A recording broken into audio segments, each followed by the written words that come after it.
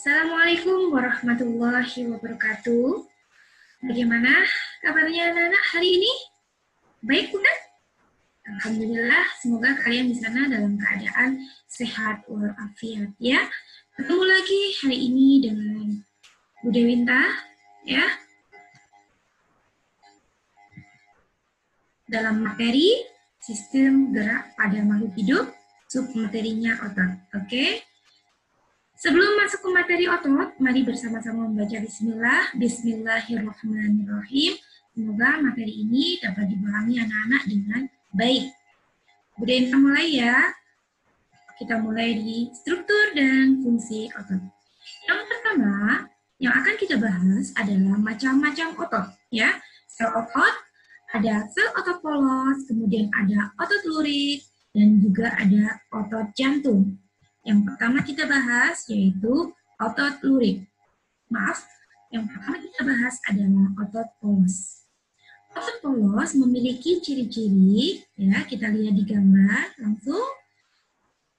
Sel otot polos memiliki ciri-ciri dia berbentuk seperti gelendong. Dengan bentuk gelendong itu ada bentuk runcing di kedua ujungnya. Dia memiliki inti sel yang berada di tengah-tengah. Jadi bentuknya seperti gelendong, meruncing di bagian ujung, dan memiliki inti sel di bagian tengah. Kemudian, cara kerjanya, sel otot polos ini bekerja di luar kesadaran. Berarti di luar perintah otak. Ya. Contohnya adalah organ-organ di bagian dalam. Jadi sel otot polos itu berada di mana? Berada pada organ-organ dalam. Contohnya seperti organ pencernaan. Ya, contohnya berada di lambung, usus. Mereka ini adalah sel-sel otot polos. Bekerjanya sel otot polos itu bekerja di luar kesadaran atau di luar perintah otak. Ya. Kemudian yang ketiga, karena dia berada di organ-organ dalam, maka sifat otot ini adalah tidak cepat lelah, tidak mudah lelah. Ya, bayangin saja kalau otot-otot di organ dalam ini sifatnya mudah lelah. Baik. Maka kalau sifatnya mudah lelah, organ-organ lambung, organ usus, ya, dia tidak akan bisa bekerja, gitu ya, karena mudah lelah. Kemudian yang perlu kita pahami lagi di ciri-ciri ini adalah otot polos termasuk dalam otot dalam. Ya, kenapa disebut otot dalam? Karena dia berada di organ-organ dalam. Paham ya anak-anak ya? Sambil dilihat di buku LKS-nya. Kemudian kita langsung ke otot lurik. Ya. Otot lurik disebut juga sebagai otot rangka karena dia melekat pada rangka. Ya. Otot lurik bisa dilihat di bagian gambar ya.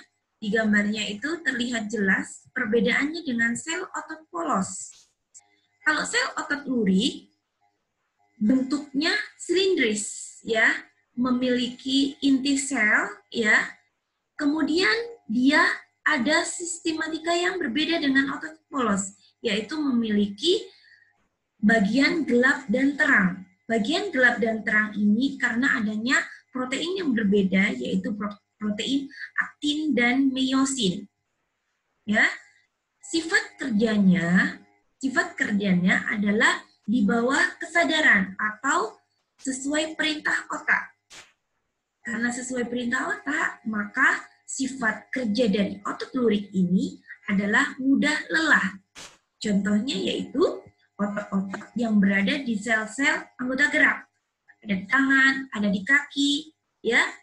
Ini kalau kita misalnya, contohnya, mengerjakan pekerjaan misalnya menulis, ya, menyapu, maka kalau dikerjakan secara terus-menerus, otot ini akan capek, ya, mudah lelah. Kalau sudah lelah, maka pada tahap maksimal, dia akan tidak bisa bekerja, dalam artian mengalami yang namanya kram. Itu sifat dari otot lurik, ya. Jadi kalau otot lurik bentuknya seperti silindris, ya, memiliki inti sel juga, tetapi dia memiliki daerah gelap terang. Ini yang dinamakan yaitu protein aktin dan miosin, ya. Adanya di mana? Otot lurik ini adanya di seperti sel-sel anggota gerak. Sel-sel otot di anggota gerak, contohnya di tangan sama kaki. Oke, kemudian kita ke otot jantung. Ya, kita lihat di otot jantung. Gambarnya terlihat jelas bahwa otot jantung itu memiliki fungsi, jantung sendiri memiliki fungsi adalah untuk transportasi darah, untuk memompa darah. Maka sel-sel jantung di sini memiliki spesifikasi. Bentuknya seperti otot lurik, tapi dia memiliki percabangan. Ya, memiliki percabangan. Memiliki inti sel. Ya, memiliki inti sel juga. Inti selnya banyak di otot jantung. Sifat kerjanya seperti otot polos. Ya, di luar kesadaran, di luar perintah otak. Sifatnya juga tidak mudah lelah. Ya, jadi dia bentuknya kalau secara struktur bentuknya mirip dengan otot lurik, hanya bedanya memiliki percabangan, tetapi sifatnya mirip dengan otot polos karena sifatnya tidak mudah lelah. Ya, jantung berfungsi sebagai organ pemompa darah. Ya, otot jantung hanya dimiliki oleh jantung.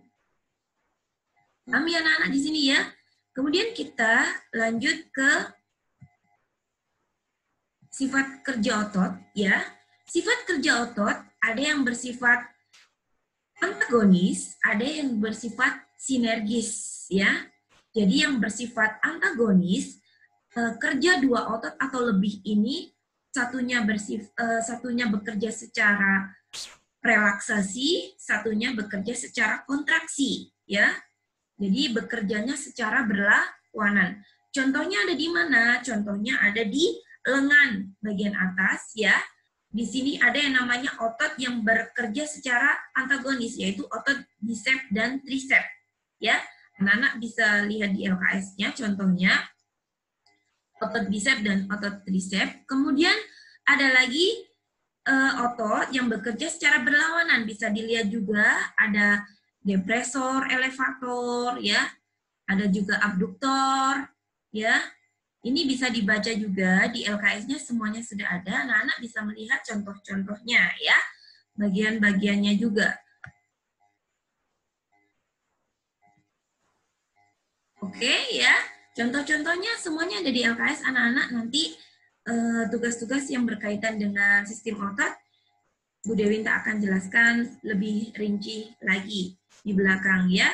Jadi kalau ada otot antagonis, ada juga otot sinergis ya. Kalau antagonis itu bersifat berlawanan, satunya bekerja secara kontraksi, satunya bekerja secara relaksasi. Tapi kalau sinergis ini bekerja secara bersamaan. Bahwa kerja dua otot atau lebih ini secara bersama-sama relaksasi atau secara bersama-sama kontraksi. Jadi sama-sama bekerja secara bersamaan dengan sifat yang sama. Ya, contohnya ada di otot perut, ada di otot dada, atau ada di otot pergelangan tangan, ya, telapak tangan. Oke, anak-anak, saya rasa Bu Dewinta sampai sini dulu untuk menjelaskan tentang sistem gerak pada makhluk hidup, materi tentang otot. Ketemu lagi dengan Bu Dewinta di materi selanjutnya, tentu dengan suasana yang lebih baik lagi. Bu Dewinta akhiri, Assalamualaikum warahmatullahi wabarakatuh.